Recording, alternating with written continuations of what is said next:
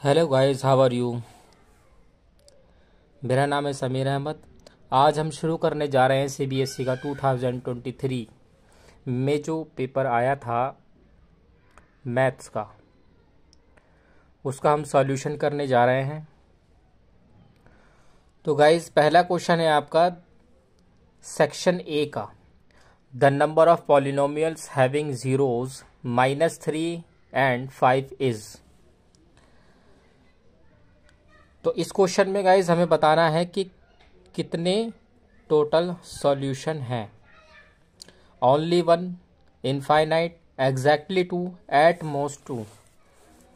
चलिए इसको हम सॉल्व करके देखते हैं। तो सबसे पहले स्टूडेंट्स हमें गिवन है ज़ीरोज़, जो कि हमारा है -3 एंड 5। तो हम लेट कर लेते हैं कि जो फर्स्ट ज़ीरो है वो स्टूडेंट्स -3 है, और दूसरा जो रूट है बीटा मान लेते हैं उसको 5। और जो हमारी क्वाड्रेटिक इक्वेशन है इन टर्म्स ऑफ ज़ीरोज़, वो हमारी है क्या, द क्वाड्रेटिक इक्वेशन या पॉलिनोमियल। वो है guys x square minus alpha plus beta x plus alpha beta. ये हमारी क्वाड्रेटिक इक्वेशन है।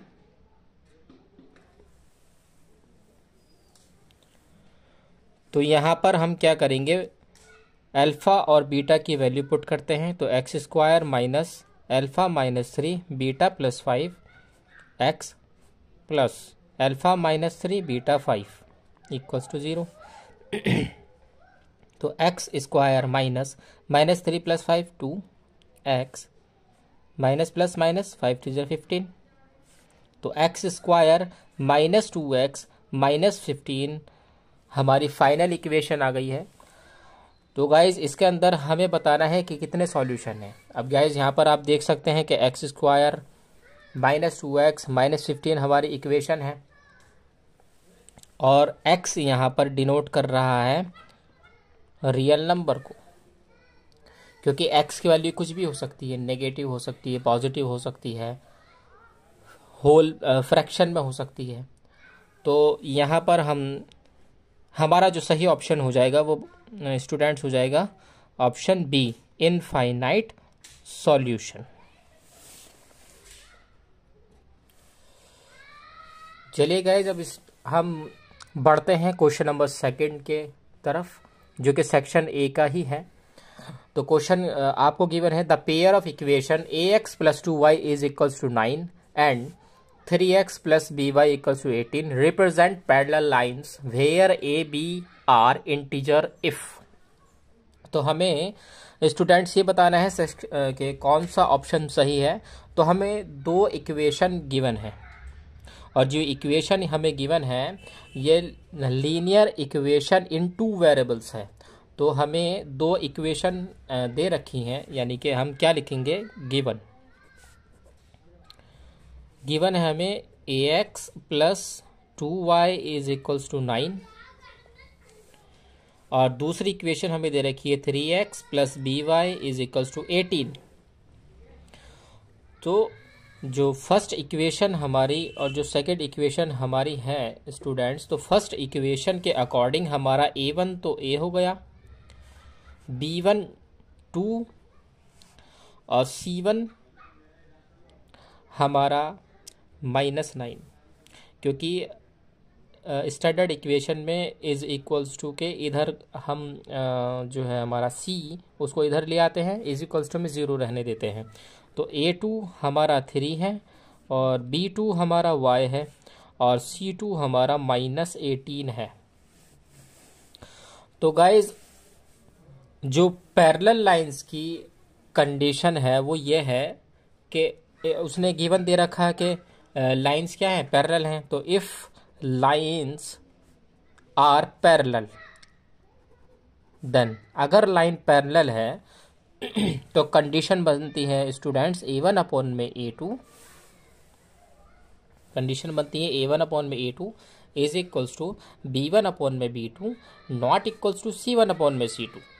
अब हमने पहले ही निकाल लिया है कि A1 हमारा A है, A2 हमारा 3 है, इज इक्वल्स टू B1 हमारा 2 है और B2 हमारा Y है।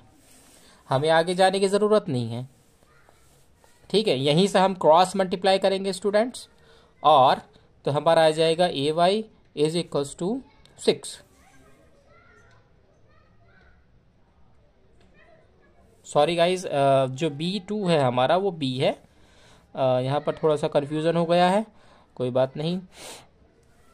यानी कि A1 हमारा A है, B1 हमारा 2 है, C1 हमारा -9 है, A2 हमारा 3 है, B2 हमारा B है और C2 हमारा -18 है। तो कंडीशन के अकॉर्डिंग A1 अपॉन A2 यानी कि A अपॉन में 3 और B1 अपॉन B2 यानी कि 2 अपॉन में B।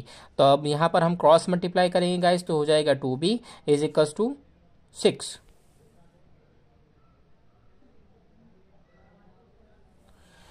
और B is equals to 3। Sorry, अब फिर से हमने गलत कर दिया है, AB इज इक्वल्स टू 6 आएगा, AB इज इक्वल्स टू 6। तो ऑप्शन डी हमारा correct, option D correct, okay.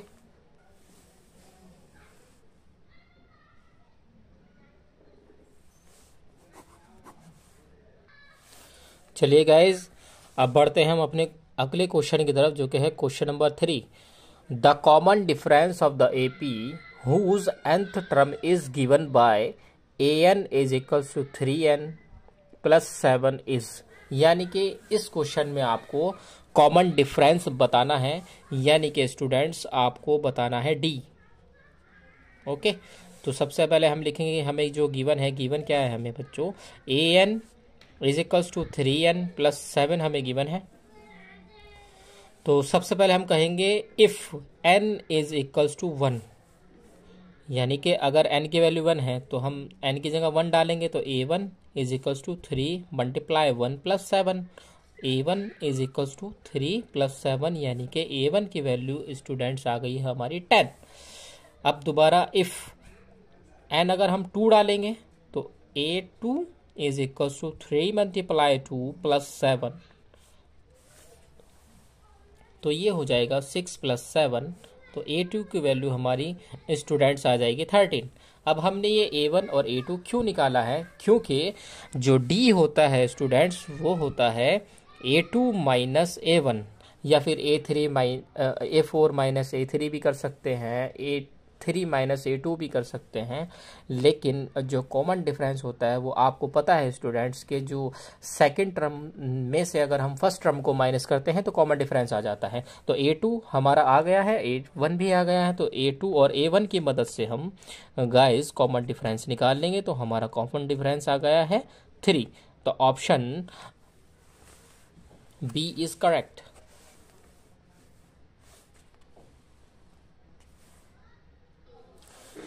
चलिए स्टूडेंट, अब हम बढ़ते हैं अपने नेक्स्ट क्वेश्चन की तरफ। Question number 4, in the given figure DE parallel है BC के, the value of x is. यानी कि आपको गिवन है कि जो DE है वो पैरेलल है BC के और वैल्यू हमें निकालनी है x की, ओके। तो हम काम करेंगे दो ट्राइंगल के अंदर। दो ट्राइंगल कौन से, in triangle ADE and triangle ABC के अंदर हम काम करेंगे गाइस। तो इसके अंदर अगर आप देखें ध्यान से, तो जो एंगल ADE है ये वाला और एंगल ABC है, ये करस्पॉन्डिंग एंगल है। क्या है गाइस, करस्पॉन्डिंग एंगल, यानी कि एंगल ADE इक्वल होगा एंगल ABC के। क्यों, क्योंकि क्या है ये करस्पॉन्डिंग एंगल। करस्पॉन्डिंग क्यों है, क्योंकि DE पैरेलल है BC के, ओके। ऐसे ही सिमिलरली एंगल AED वो इक्वल होगा एंगल ACB के। इट मीन्स ये वाला एंगल और ये वाला एंगल इक्वल होगा। ये भी क्या है? Corresponding angle, corresponding angles. तो बाय ए सिमिलैरिटी हम कह देंगे कि जो ट्राइंगल ADE है वो सिमिलर है ट्राइंगल ABC के। Okay, by A similarity. तो हम लिख सकते हैं अब यहाँ पर कि AD अपॉन में AB इक्वल होगा DE अपॉन में BC इक्वल होगा AE अपॉन में AC के। ओके, अब यहाँ से हम ले लेंगे टेकिंग AD अपॉन में AB इक्वल्स DE अपॉन में BC। अब हमने ये ही दो क्यों लिए हैं? क्योंकि हमें वैल्यू जो निकालनी है वो x की निकालनी है और x जो आ रहा है वो BC साइड पर आ रहा है, यानी कि BC की लेंथ हमें निकालनी है। और ये AD अपॉन में AB और DE अपॉन में BC और AE अपॉन में AC सिमिलरिटी की वजह से आया है। ओके, तो अब हम दोबारा लिखेंगे AD अपॉन में AB को हम क्या लिख सकते हैं? यहाँ पर आप देख सकते हैं कि AB को हम क्या लिख सकते हैं? AD plus BD। ओके, तो AB की जगह मैं डाल रहा हूँ AD plus BD equals DE upon में BC गाइस सेम रहेगा। ओके, इसके आगे अब हम चलते हैं। इसके आगे क्या होगा गाइस कि AD हमारा कितना गिवन है? AD हमें जो गिवन है वो 2 गिवन है। ओके, AD हमें गिवन है 2, आप फिगर में देख सकते हैं। AD हमें गिवन है 2, तो हमें AD की जगह 2 डाल दिया है और फिर नीचे लिखा है AD प्लस BD, यानी कि AD प्लस यानी कि 2 प्लस 3 लिख सकता हूँ। तो 2 अपॉन में 2 plus 3 is equals to DE हमें दे रखा है 4, DE हमें 4 दे रखा है और BC हमें निकालना है। ओके, तो 2 अपॉन में 5 इक्वल्स टू 4 अपॉन में BC। ओके, तो ये कितना हो जाएगा? क्रॉस मल्टीप्लाई हम करेंगे तो ये हो जाएगा 2BC इज इक्वल्स टू 5 4 जा 20। तो BC is equals to 4 multiply 5 upon में 2, 2 से 2 कैंसिल, सॉरी 2 से 4 कैंसिल हो गया है 2 बार। तो BC की जो लेंथ आएगी स्टूडेंट्स वो आएगी 10 सेंटीमीटर। ओके, तो हमारा जो ऑप्शन जो होगा क्वेश्चन नंबर 4 का जो ऑप्शन होगा हमारा D option is correct. D option is correct. चलिए स्टूडेंट्स हम बढ़ते हैं अपने क्वेश्चन नंबर 5 की तरफ, जो कि है a quadratic equation whose roots are 2 plus root 3 and 2 minus root 3। और आपको ऑप्शंस गिवन है यहाँ पर। ठीक है, तो ये क्वेश्चन अभी हमने थोड़ी देर पहले किया था उसके जैसा ही है। तो हम यहाँ पर स्टूडेंट्स लेट कर लेंगे जो हमारा पहला 0 है यानी पहला रूट है उसको मान लेंगे हम अल्फा। तो alpha is equals to 2 plus root 3 और बीटा हम यहाँ पर मान लेंगे 2 माइनस रूट 3। और आपको क्वाड्रेटिक इक्वेशन इन पॉलिनोमियल में पता है इन टर्म्स ऑफ रूट्स वो क्या है कि x square minus alpha plus beta x plus alpha beta है ना इज इक्वल्स टू 0। तो एक्स स्क्वायर माइनस अल्फा की वैल्यू हमारे पास जो है वो है 2 प्लस रूट 3 और बीटा की वैल्यू है हमारी 2 minus root 3। Okay, plus alpha beta यानी कि 2 plus root 3 multiply 2 minus root 3 is equals to 0। Students मैं आपको साइड में यहाँ पर करके दिखा रहा हूँ ताकि आपको कंफ्यूजन ना हो कि alpha plus beta is equals to 2 + √3 और प्लस 2 - √3। जब हम इसको सॉल्व करेंगे तो ये हो जाएगा 2 + √3 प्लस 2 - √3, यानी √3 से √3 कैंसिल और 2 होता है 4, यानी अल्फा प्लस बीटा की वैल्यू स्टूडेंट्स आ गई है 4। और अल्फा और बीटा की वैल्यू हम निकालें अगर यहाँ पर अल्फा बीटा की, तो 2 + √3 और 2 - √3 यह हमको गिवन है। तो यहाँ पर आप देख सकते हैं a+b और a-b का हम फॉर्मूला यहाँ पर आइडेंटिटी लग सकती है। तो यहाँ पर हम कहेंगे a का स्क्वायर यानी कि 2 का स्क्वायर माइनस b का स्क्वायर यानी कि √3 का स्क्वायर। ओके, तो यहाँ पर ये हो जाएगा 2 × 2 = 4 और √3 का स्क्वायर स्टूडेंट होता है 3, यहाँ पर बचा 1, यानी अल्फा और बीटा की वैल्यू हमारी आ गई है 1। तो हम डायरेक्ट यहाँ पर डाल देंगे, तो x² माइनस 4x,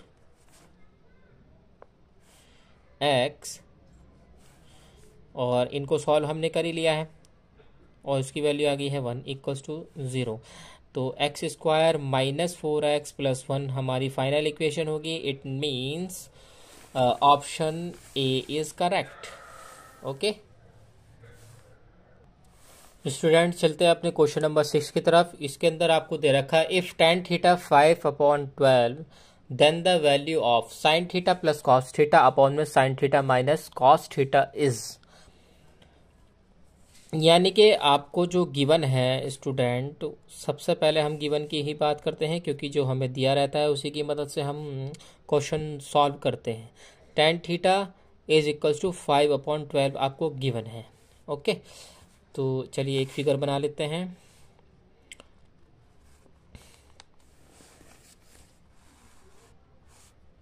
ओके, इसको हम नाम दे देते हैं ABC। ये हमारा राइट एंगल ट्रायंगल है, ठीक है।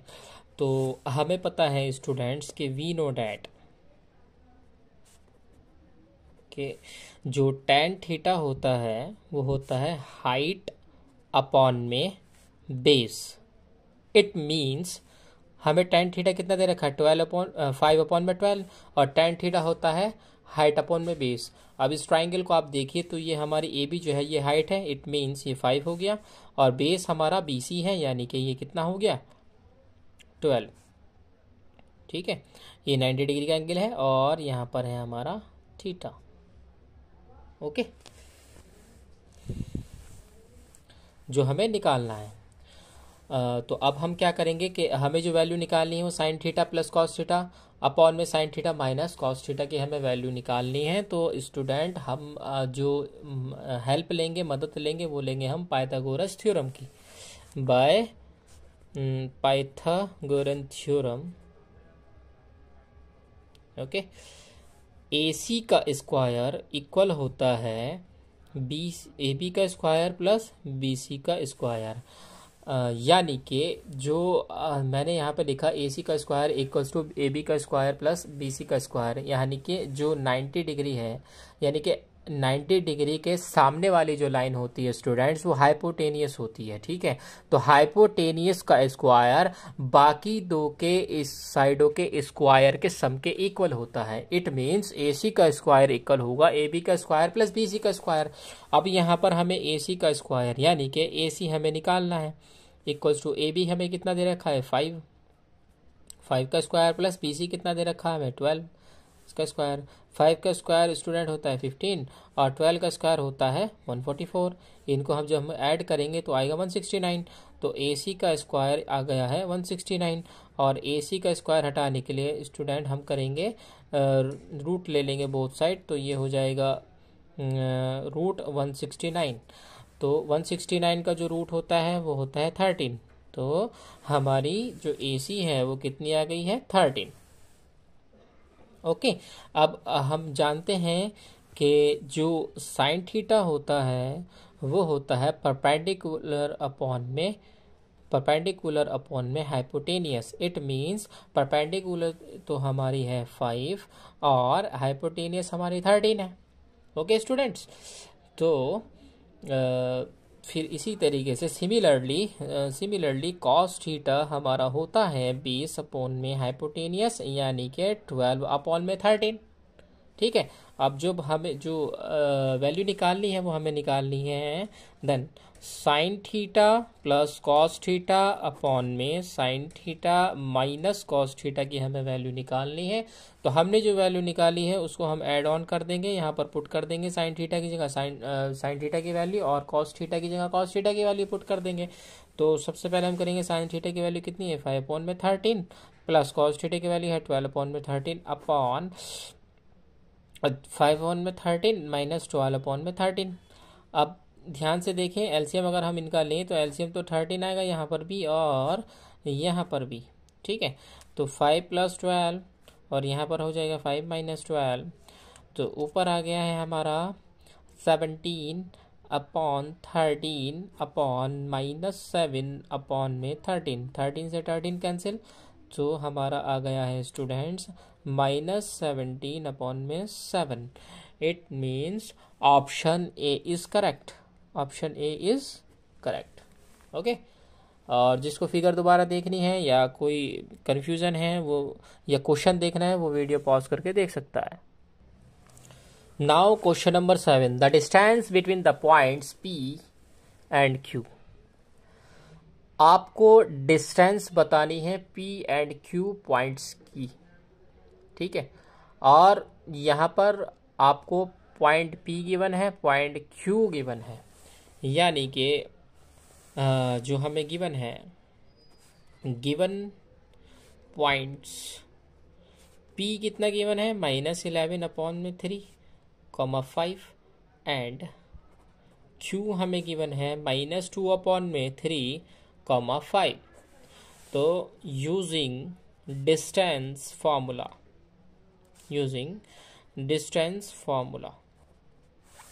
डिस्टेंस फार्मूला की मदद से हम डिस्टेंस निकालेंगे और पॉइंट P एंड Q की मदद से। तो यहाँ पर होगा P Q का स्क्वायर, यानी कि जिसका डिस्टेंस जिन दो पॉइंट के बीच का डिस्टेंस निकालना है उसका स्क्वायर इक्वल होगा x2 माइनस x1 का square plus y2 minus y1 का स्क्वायर। ये आपको फॉर्मूला है, ये याद रखना पड़ेगा।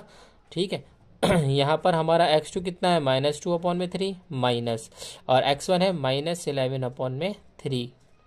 ओके। इसका स्क्वायर प्लस 5 माइनस 5 यानी कि y2 भी हमारा 5 है और y1 भी हमारा 5 है। ठीक है। यहाँ पर फिर हम करेंगे -2 प्लस माइनस माइनस माइनस हो जाएगा प्लस 11 अपॉन में 3 का स्क्वायर प्लस 0 का स्क्वायर। ओके। तो यहाँ पर एलसीएम आएगा 3 -2 प्लस 11 का स्क्वायर और 0 का स्क्वायर बच्चों 0 ही होता है।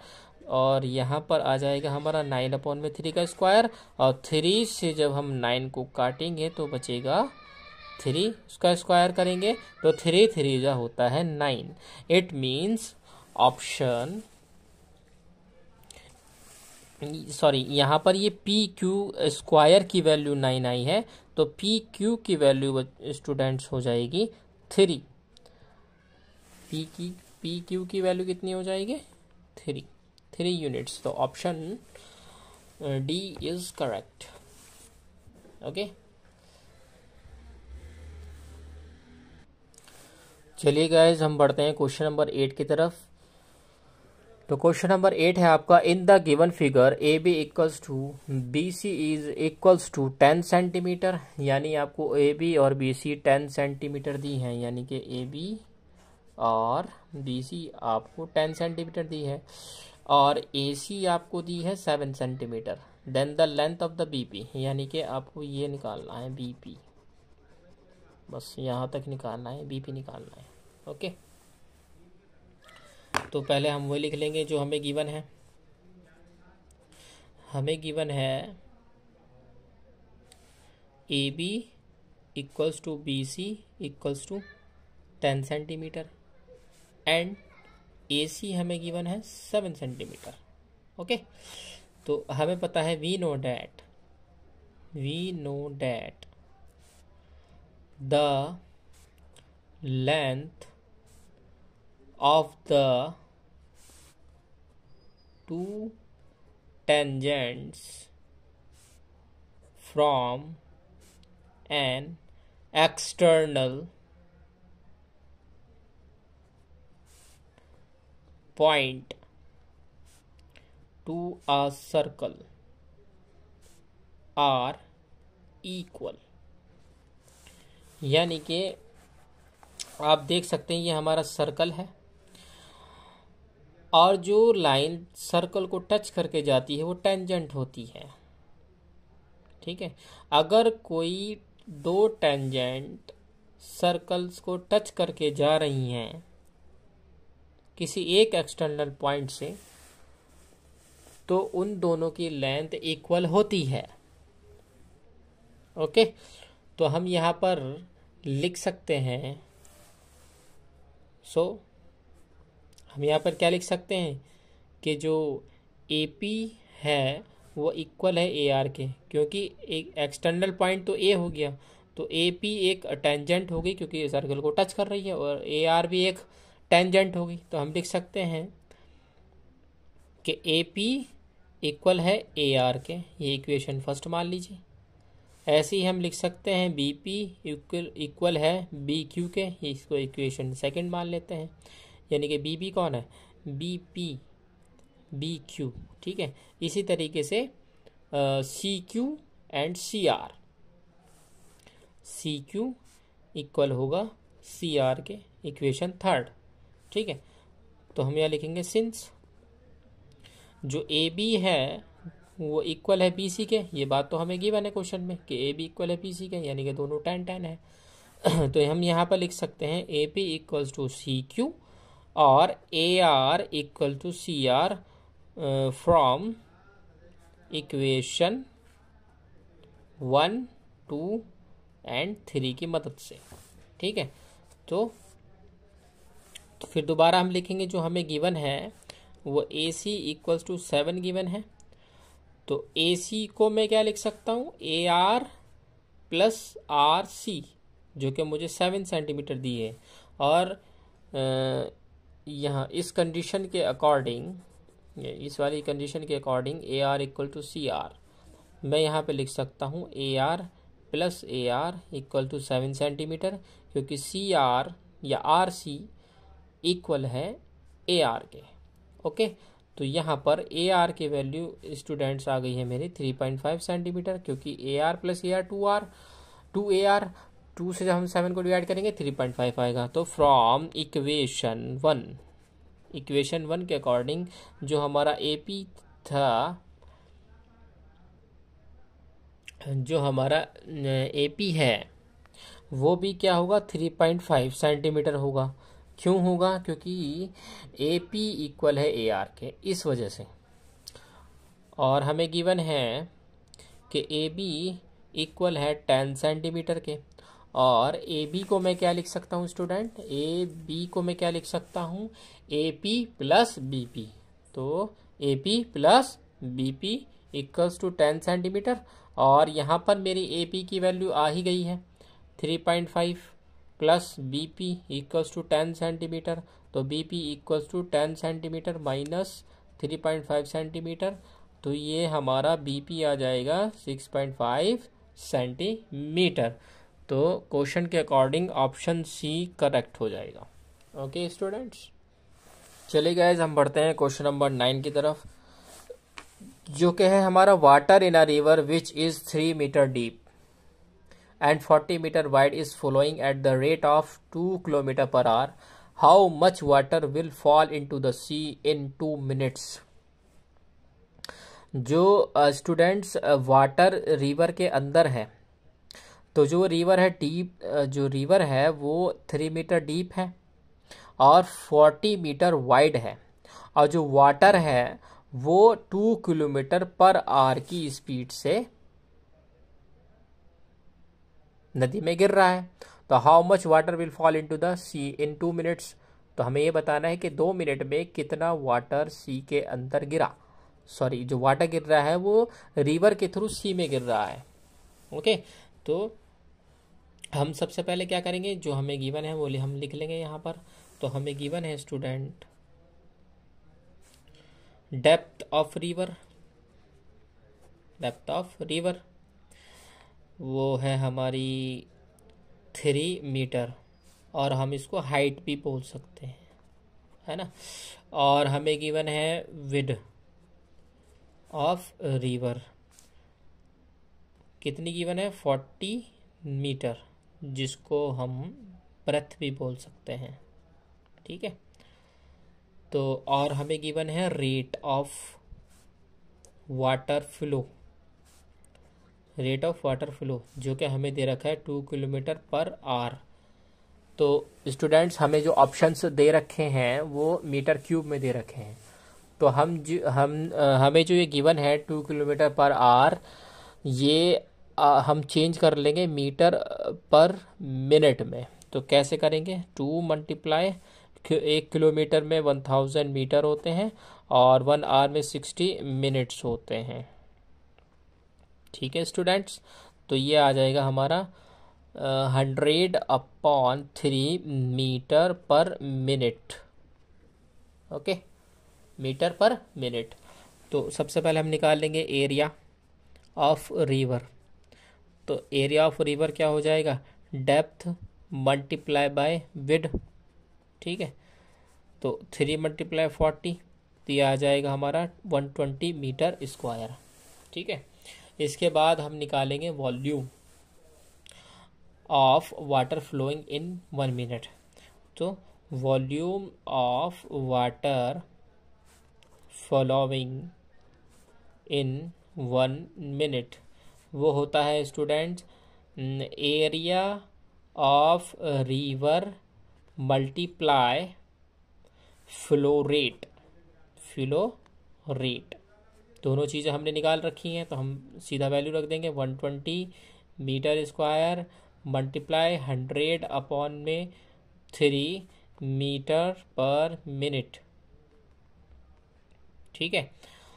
तो यहाँ पर हम इसको काट देंगे 3 से, 3 4 जा 12, तो ये आ जाएगा हमारा 4000 मीटर क्यूब। ये तो स्टूडेंट आया है 1 मिनट के लिए, लेकिन हमें जो वॉल्यूम ऑफ वाटर निकालना है वो 2 मिनट के लिए निकालना है। Volume of water flowing in 2 minutes, तो हम क्या कर देंगे, 2 × 4000 मीटर क्यूब, तो ये आ जाएगा 8000 metre cube. It means option C is correct, okay. Student बढ़ते हैं अपने क्वेश्चन नंबर 10 की तरफ। बहुत सिंपल क्वेश्चन है ये तो। If the mean and the median of the data are 12 and 15 respectively then its mode is. ये तो इन्होंने सीधा सीधा पूछ लिया है कि यहाँ पर आपको बताना है मॉड, और मीन और मीडियन आपको गिवन है। तो ये तो हम सीधा सीधा कर देंगे कि हमारे पास एक फॉर्मूला होता है 3 median equals to mode plus 2 mean.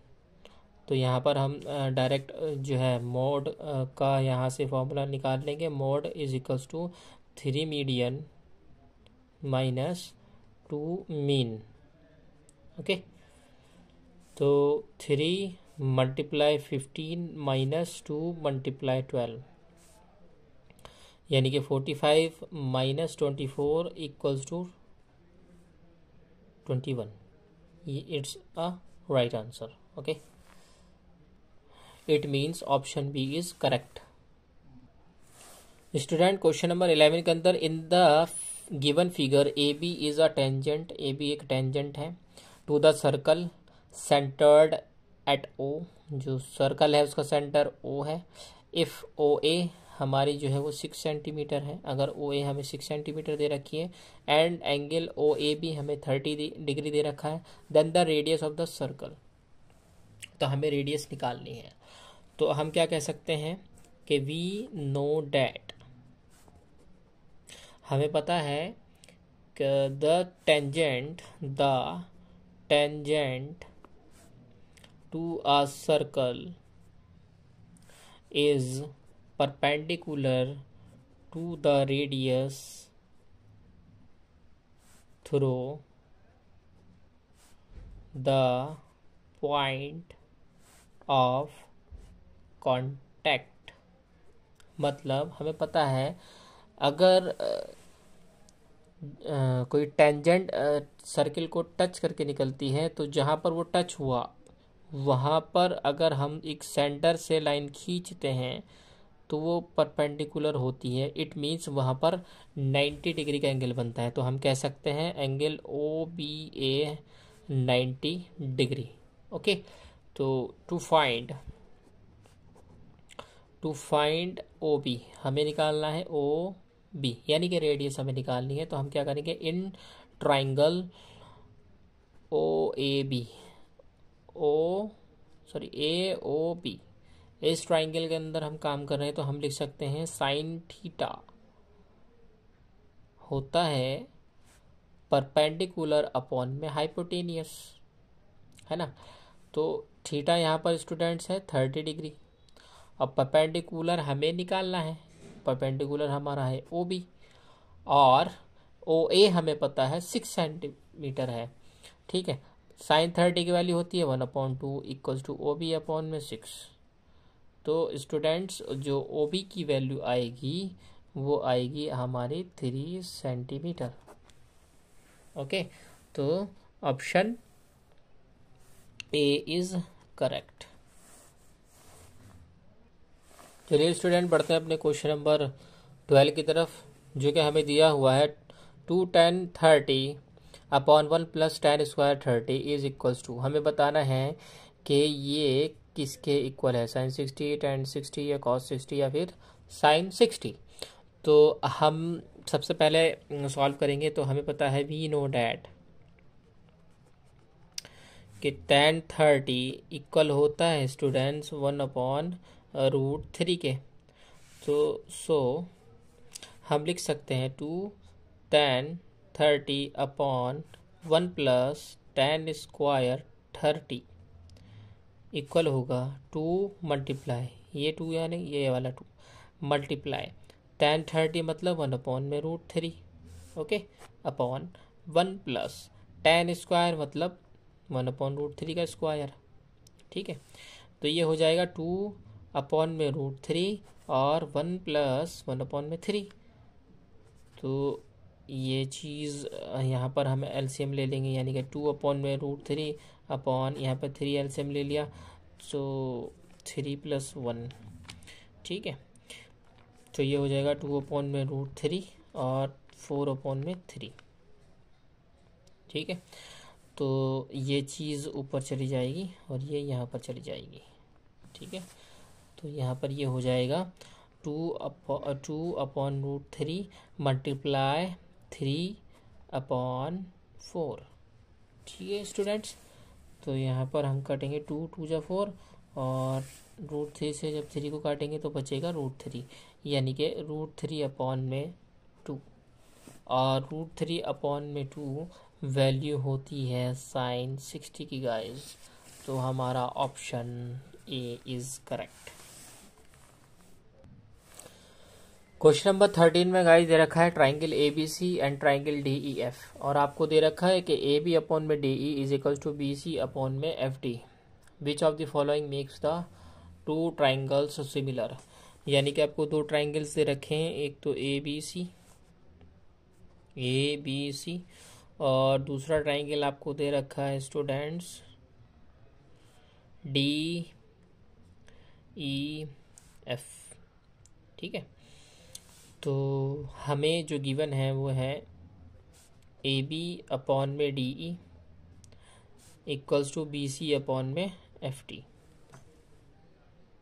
So angle B equal हुआ एंगल डी के, तो हम कह सकते हैं कि then A B C similar है ट्राइंगल ई डी एफ के by S A S rule. Okay, तो option B is correct. Question number 14 में वो कह रहा है the 11 term from the end of the AP. ये ध्यान देने वाली बात है, from the end of the AP, यानी कि आपको एपी जो गिवन है 10, 7, 4, और अप टू -62 तक आपको जो है AP दी हुई है। ठीक है, तो ये कह रहा है फ्रॉम द एंड, यानी कि if we reverse the AP, if we reverse the AP, ठीक है, तो ये आ जाएगी -62 -4,10। ठीक है, तो यहाँ पर A क्या हो जाएगा, फर्स्ट टर्म -62 हो जाएगा, और D हो जाएगा यहाँ पर A2 - A1, यानी कि हम कह सकते हैं A2 - A1 तो मैं नहीं लिखूँगा, मैं डायरेक्ट कर रहा हूँ यहाँ पर, ये 7 - 4 यानी कि 3, क्योंकि बाद वाले में से पहला वाला माइनस करते हैं ना, जैसे A2 - A1, ठीक है, A4 - A3, इसी तरीके से 4 के बाद आ रहा है ना 7, तो 7 में से मैंने 4 को माइनस किया तो कॉमन डिफरेंस मेरा 3 आ गया, और n की वैल्यू मुझे गिवन है 11, तो मैं फॉर्मूला लगाऊंगा AN = A + n - 1D। Okay, तो n की वैल्यू मेरी 11 है, तो A11 प्लस सॉरी A की वैल्यू हमारी -62 प्लस n11 है -1D मेरा 3 है। ठीक है, तो -62 प्लस ये बचा 10 और ये 3, यानी कि -62 + 30, सो आ गया हमारा -32, तो ऑप्शन C इज करेक्ट। चलिए गाइस स्टार्ट करते हैं question number 15। 2 coins are tossed together, the probability of getting at least 1 tail is, यानी कि 2 कॉइन्स को एक साथ टोस्ड किया गया है, जिसमें से आपको प्रोबेबिलिटी बतानी है कि एट लीस्ट 1 टेल, यानी कि कम से कम एक बार टेल कितने आउटकम्स में आया है। तो सबसे पहले हम टोटल नंबर ऑफ आउटकम्स लिख लेते हैं, वो होंगे या तो हेड हेड आएगा, या फिर हेड टेल आएगा, या फिर टेल हेड आएगा, या फिर टेल और टेल आएगा। ठीक है, तो हमारी जो फेवरेबल आउटकम्स होंगी, फेवरेबल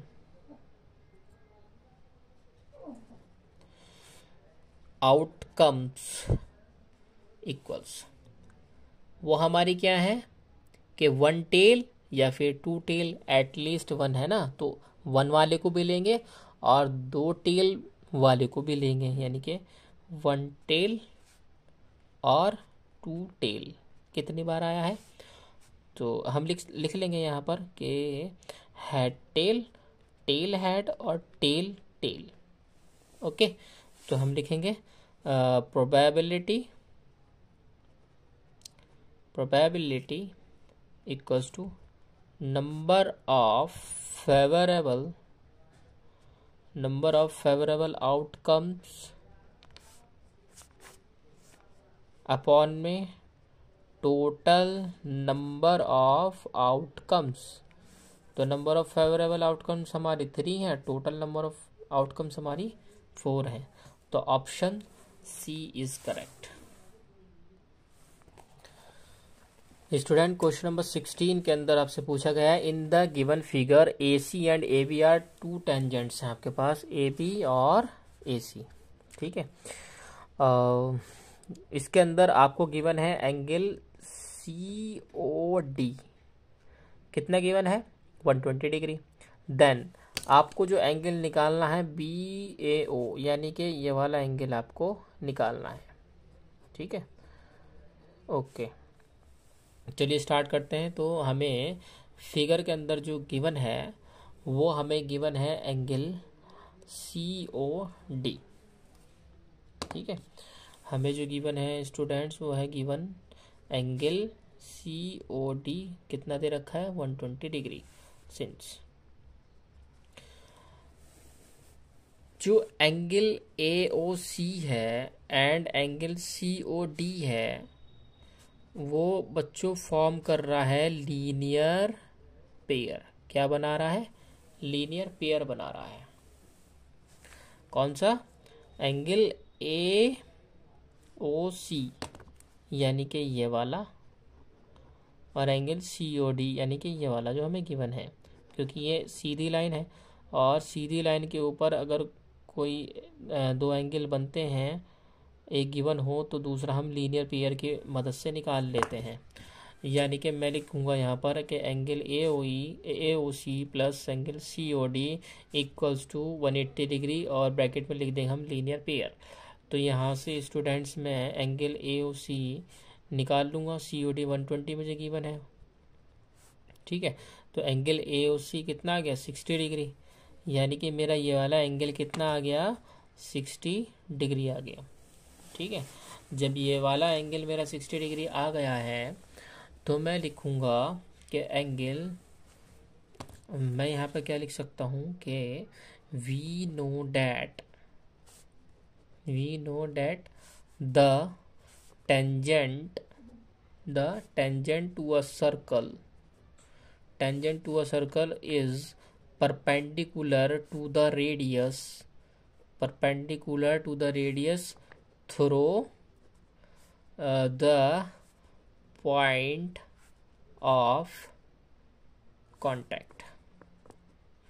तो इससे मैं क्या कह सकता हूँ कि angle A B O equal है एंगल ए सी ओ के। यानी कि मैंने पहले ही बताया था कि जहाँ पर दो टेंजेंट मिलती हैं सर्कल से किसी एक एक्सटर्नल पॉइंट से, तो उनका जो रेडियस से अगर हम उन पर परपेंडिकुलर डालें तो वो एंगल 90 डिग्री के बनता है। ठीक है, क्या बनता है 90 डिग्री का। ठीक है, तो अब मैं क्या करूँगा, मैं यहाँ पर करता हूँ इन ट्राइंगल ए ओ सी, यानी इस ट्राइंगल के अंदर मैं काम करूँगा। तो यहाँ पर मैं लिखूँगा मैं यहाँ पर यूज़ करूँगा using angle sum property of triangle. यानी कि मैं लिखूँगा कि sum of all angle of triangle, sum of all angles of triangle होता है 180 डिग्री। तो मैं बात कर रहा हूँ ए ओ सी की, तो मैं यहाँ पर लिखूँगा angle A O C plus angle O C A plus angle O A C equal होगा 180 डिग्री के। तो ए ओ सी मेरा 60 डिग्री है प्लस ये मेरा 90 डिग्री है प्लस एंगल ओ ए सी मुझे निकालना है। सॉरी, ये मैंने जो है गलती से यहाँ पर लीनियर पेयर का जो यहाँ पर एंगल ए ओ सी आया था 60 डिग्री, वो मैंने गलती से स्टूडेंट यहाँ पर लिख दिया है, ये है। ठीक है, ये वाला एंगल 60 डिग्री ये है, ये यहाँ पर गलत हो गया है। ठीक है, अब आएगा निकल करके ओ ए सी, यानी कि ये वाला एंगल अब आएगा निकल करके यहाँ से।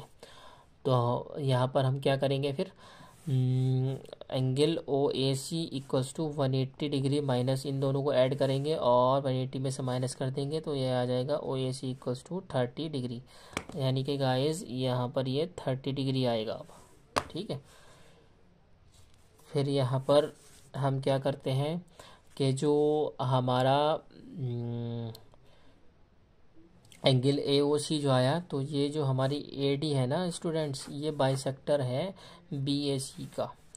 तो मैं यहाँ पर लिखूँगा angle O A C equal है एंगल बी ए ओ के, यानी कि ये भी 30 डिग्री होगा। ठीक है, तो एंगल बी ए ओ भी क्या होगा 30 डिग्री। क्यों? क्योंकि A D is a bisector of angle B A C. Okay, तो आंसर इज 30 डिग्री। यहाँ पर हमारा ओ ए सी कितना है 30 डिग्री, तो O A C equals to B A O equal to 30 degree. तो एंगल बी ए ओ जो हमें निकालना था वो भी 30 डिग्री आएगा, क्योंकि ए डी क्या है, वो बाइसेक्टर है एंगल बी ए सी का। यानी कि हमने जो अभी एंगल निकाला वो निकाला ओ ए सी, यानी कि ये वाला। तो ये जो ए डी है ये बाइसेक्टर है ए बी ए सी का, यानी ये वाला एंगल इसके इक्वल होगा। तो हम लिख सकते हैं कि एंगल बी ए ओ भी 30 डिग्री होगा। डन। गाइस क्वेश्चन गिवन है विच of the following numbers can not be the probability of happening of an event. यह हमें बताना है कि कौन सी इवेंट में प्रोबेबिलिटी यानी पॉसिबल नहीं है, पॉसिबिलिटी किस में नहीं है। तो हमें पता है स्टूडेंट्स के we know that the probability of an event E is a number PE, ठीक है, सच डैट जो प्रोबेबिलिटी होती है ग्रेटर देन इक्वल्स टू 0 और लेस देन इक्वल टू 1, यानी कोई भी प्रोबेबिलिटी 0 से नीचे नहीं होगी, नेगेटिव में नहीं होती है और मोर देन 1 नहीं होती है। तो ऑप्शन बी जो हमारा है वो है 7/(-0.1), तो ये बनेगा हमारा, अगर ये पॉइंट हटाए ऊपर 20 आ जाएगा, ये हो जाएगा 700, विच इज़ नॉट पॉसिबल क्योंकि प्रोबेबिलिटी 1 से ज़्यादा नहीं होती है। क्वेश्चन में गाइस पूछ रहा है if every term of the statistical data consist of n terms is decreased by 2 then the mean of the data is, यानी कि आपको जो स्टैटिस्टिकल टर्म्स दे रखी हैं अगर उसके अंदर हम n टर्म्स हैं और उसके अंदर हम जो टर्म है उनको डिक्रीज करें बाय 2 से, तो जो मीन होगा वो कितना होगा। तो इसका सॉल्यूशन स्टूडेंट्स हम लिखेंगे कि we know that if every term of the data increases or decreases by any number, for example p belongs to natural number, then mean of the data also increases or decreases। अगर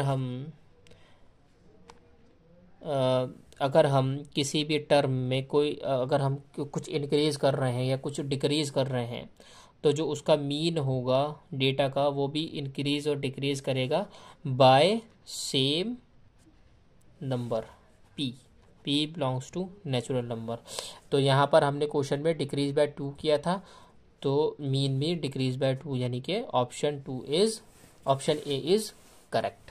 okay, video ज़्यादा लंबी हो जाएगी guys students, तो section A ही हम इसके अंदर करेंगे और सेक्शन बी नेक्स्ट वीडियो में कवर करेंगे। Okay, good luck.